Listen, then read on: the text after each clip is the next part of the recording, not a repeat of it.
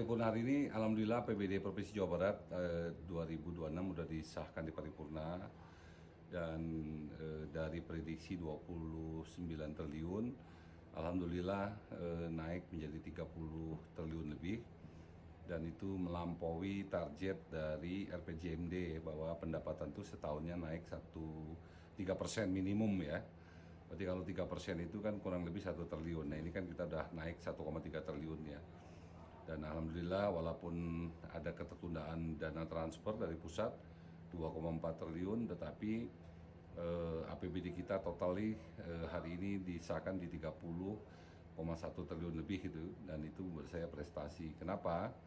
Karena alokasi itu sebagian besar akan dipergunakan untuk pembangunan masyarakat Jawa Barat, baik infrastruktur, listrik desa, dan beberapa rincian proyek. Nah, yang kedua, tentu yang menarik tadi adalah aset Pemprov ini kan lebih dari 3 triliun yang dipisahkan, tetapi dividennya itu target 900 juta aja belum terpenuhi.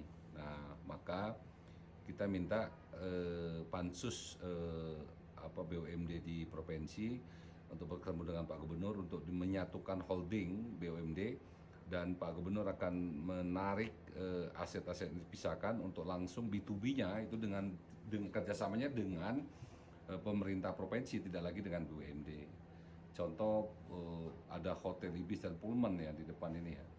Itu kalau setahun cuma 2 miliar kata Pak Gubernur kan terlalu kecil. Nah bayangkan kita punya banyak hotel yang dikelola oleh BUMD provinsi, tetapi oleh BUMD dikelolakan lagi dengan pihak ketiga, atau BUMD itu sibuk membuat anak gitu loh, anak perusahaan. Yang lucunya dia bikin anak perusahaan, setelah anak perusahaan itu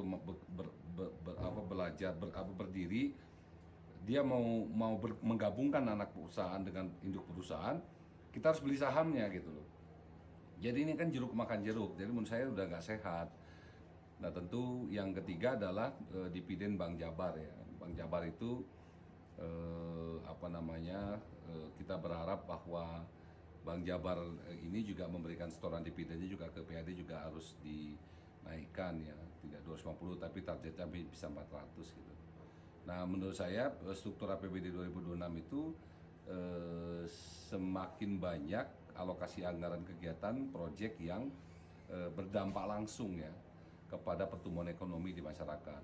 Contoh soal bantuan dana desa itu yang diberikan setiap tahun kurang lebih 100 juta per desa, itu akan dipilah yang khusus untuk infrastruktur desa itu di take over oleh provinsi, dalam hal ini di Bidang Marga dalam hal teknologi, tetapi tenaga kerjanya mempekerjakan masyarakat desa dengan sistem swakelola dan swadaya, tetapi tetap ada honor mereka.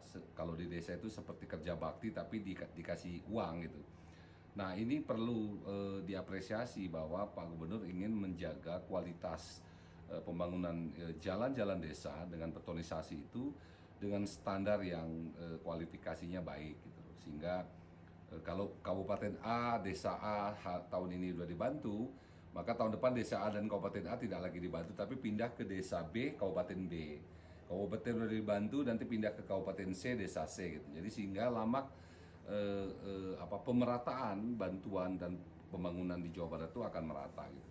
Saya kira itu sebuah kebijakan politik anggaran yang baik ya oleh Pak Gubernur, bahwa dipastikan dari 27 kota kabupaten ke depan itu akan semua mendapat bantuan dari Provinsi Jawa Barat, walaupun memang bergiliran, karena kan disesuaikan dengan kemampuan keuangan Provinsi Jawa Barat. Saya kira gitu.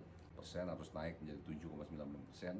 Yang kedua, kita memacu pertumbuhan ekonomi. Yang ketiga adalah meningkatkan daya beli masyarakat. Yang keempat adalah pemerataan pembangunan. Nah, dengan pemerataan pembangunan, dengan pertumbuhan ekonomi, dengan daya beli, mudah-mudahan tingkat pengangguran juga akan berkurang gitu. Dengan program pembangunan 50 sekolah baru, membangun ratusan RKB, itu kita berharap bahwa prosentase lulusan SMP di Jawa Barat yang tidak melanjutkan ke setingkat SMA itu akan teratasi dengan cukupnya daya tampung di sekolah-sekolah negeri gitu. Saya kira gitu.